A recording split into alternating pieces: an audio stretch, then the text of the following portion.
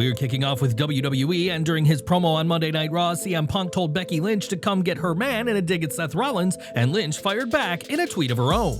Sharing photos of Punk and Roxanne Perez wearing similarly colored gear at Elimination Chamber, Lynch quipped that, "I don't think I'm the one who needs to come get my man." This response sparked a backlash among fans, with many taking issue at Lynch's insinuation that he would do anything with Perez, someone who has referred to Punk as a father figure. The idea that Punk would cheat on AJ Lee for Roxanne, a woman over 20 years younger than him, also drew backlash from fans, with many feeling Lynch's comment crossed a line.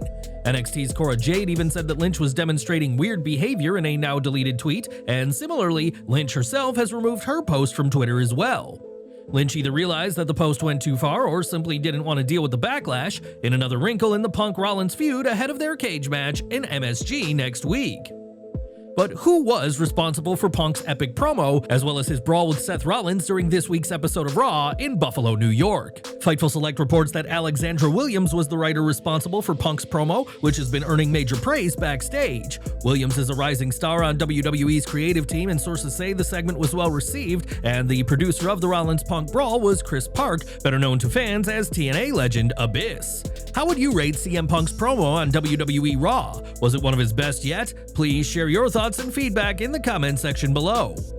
Ahead of their match on NXT, Cora Jade and Jordynne Grace were going at it on Twitter, with Grace making things personal by referencing breast implants. In a tweet, Grace shared a medical report that discusses cognitive impairment as a result of silicone implants and said that Jade needed a doctor from NXT's medical team. Not one to back down, Jade responded, telling Grace that nobody can tell, but you literally have implants too, and gave her a kissing emoji for good measure. Grace fired back as she told Jade that those balloons are getting popped, adding another edge to their much-anticipated match as part of NXT. In the ring, the two women did battle, and with Jade set to challenge for the TNA Knockouts title at Sacrifice, Masha Slamovich was in attendance to watch her challenger. Jade's rivalry with Grace has been heating up as of late, but during their match, things went south fast for the former NXT Women's Tag Team Champion. Things seemed normal at first, with Grace using her size and power to dominate early on, and Jade shifted momentum in her favor by driving the Juggernauts head first into the middle turnbuckle.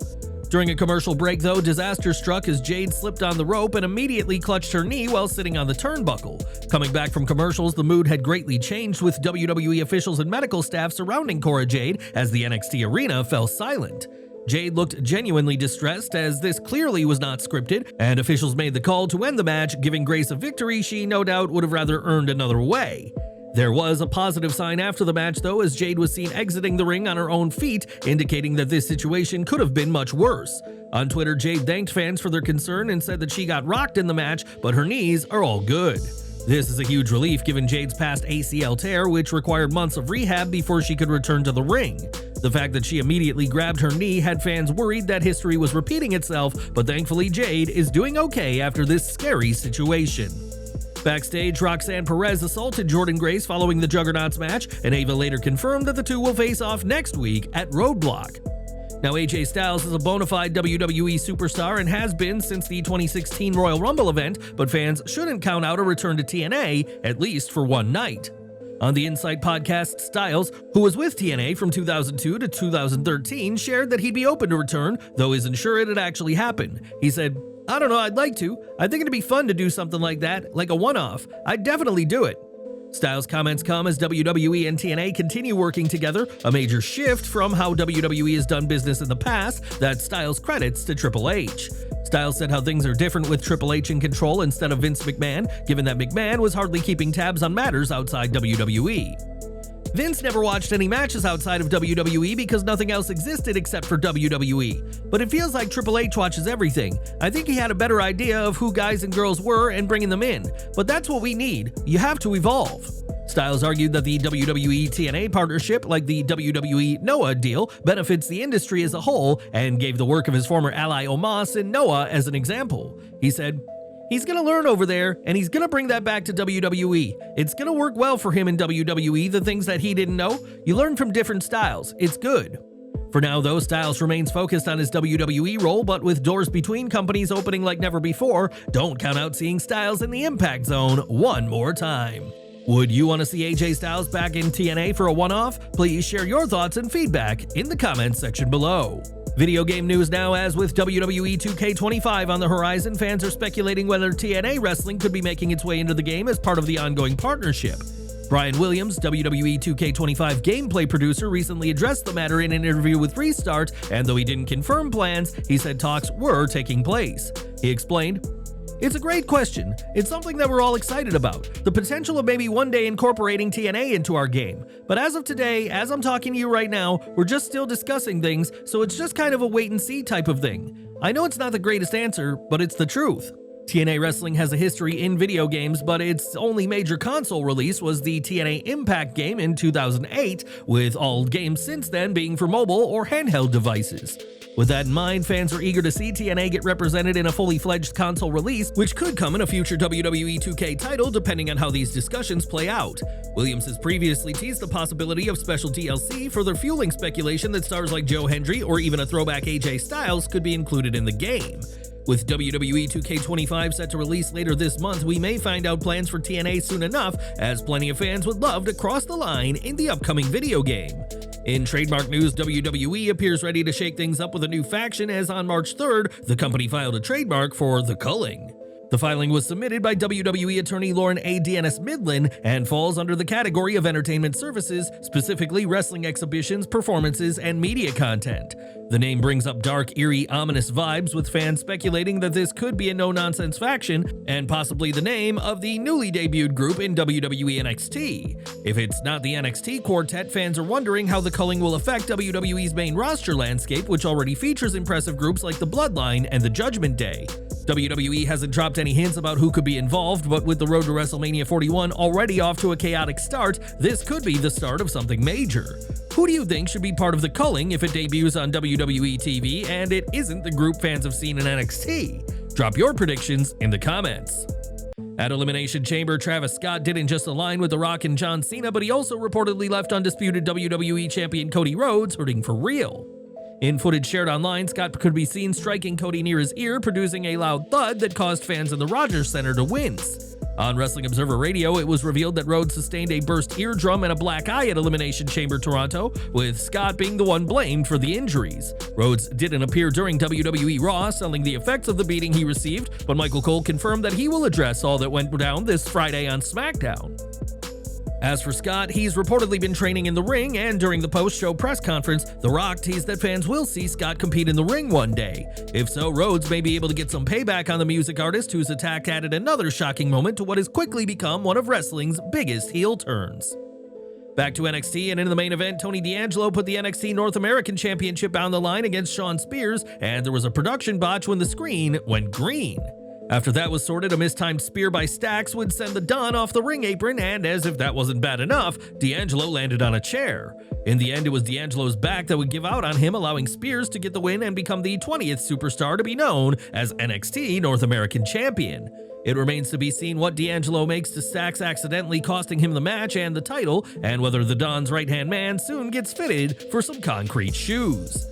TNA World Tag Team Champions The Hardys cut a promo in the ring, with Jeff saying it was great to be in NXT, and interestingly referred to WWE as their home.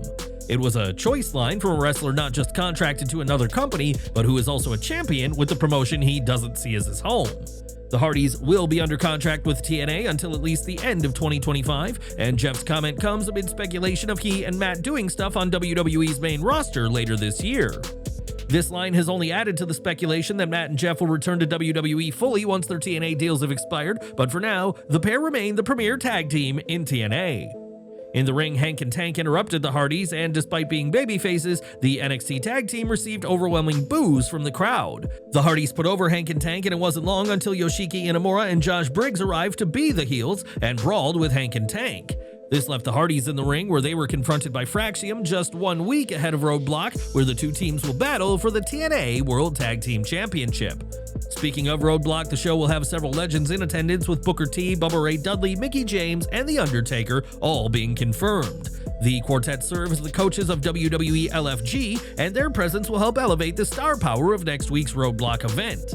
Last month, it was confirmed that WWE had cut ties with Carmella, and now not only is the ex-superstar breaking her silence, but she's not holding back. After 12 years with WWE, Carmella has claimed that the company completely ignored her until the last minute instead of having a conversation about her contractual status.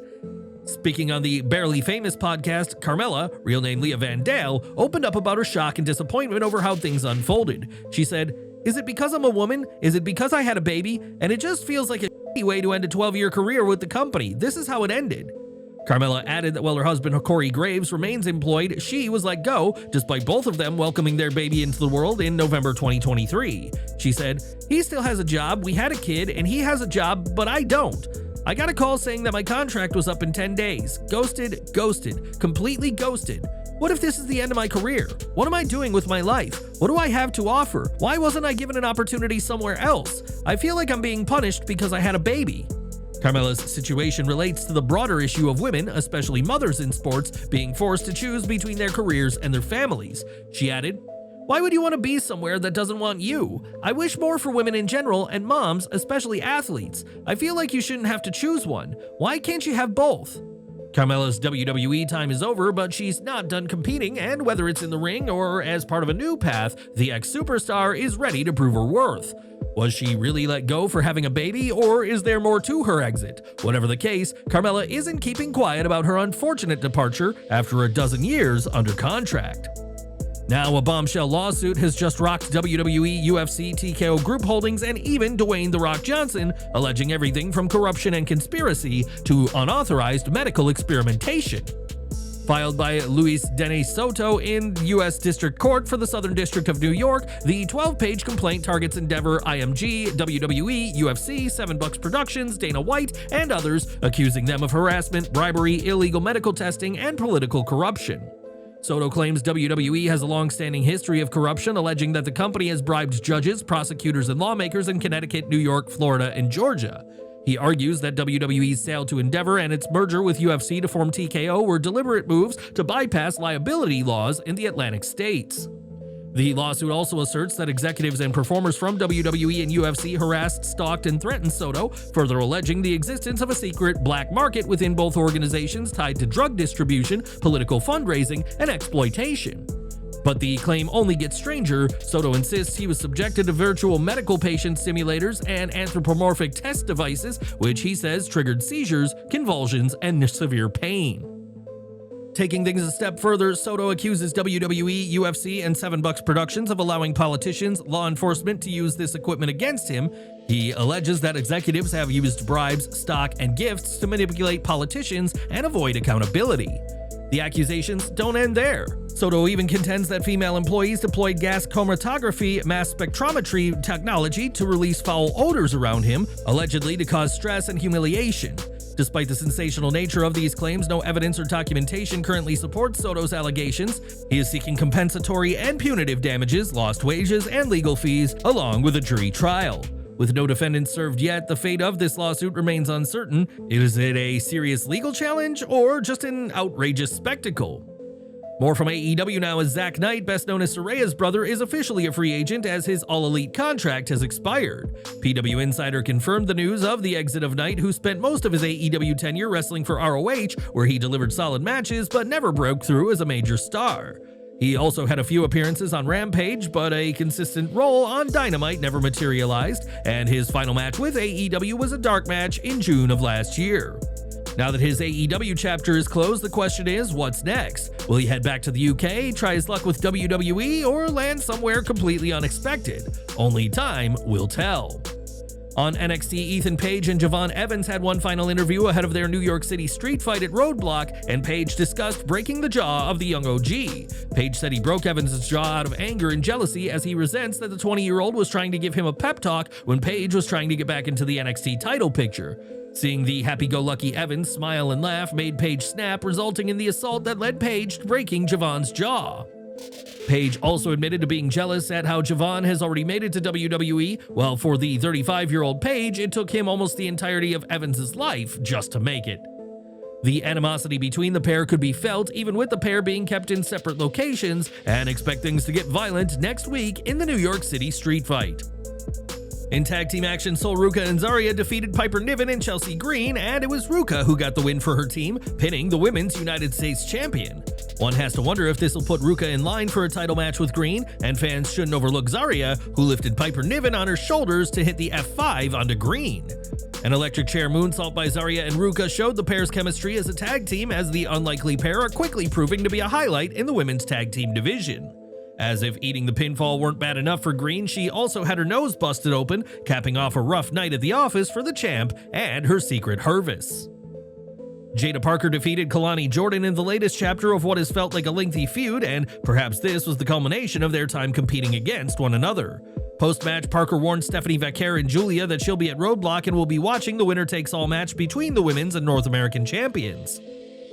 Trick Williams' anger and fury were on full display this week as he was interrupted by Cal Dixon, who alongside Uriah Connors is hoping to join Chase U. They would blame Trick for Chase U's status being on the line in 2024, and to their credit, it was Trick who convinced Andre Chase to put everything on the line against Ridge Holland.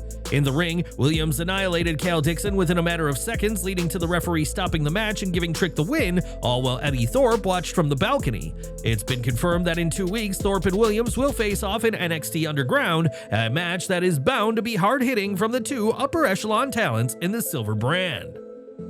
Backstage, Ricky Saints and Shawn Spears had an interaction in the latest example of Shawn Michaels booking two AEW alum to be on screen together. We can hardly blame Michaels for this, as having the two appear is obviously going to garner a lot of attention, and the pair already know each other very well. Despite an epic return at AEW All In London 2024, fans haven't seen Jamie Hayter in the ring since the January 22, 2025 edition of Dynamite, leaving fans to wonder what's going on.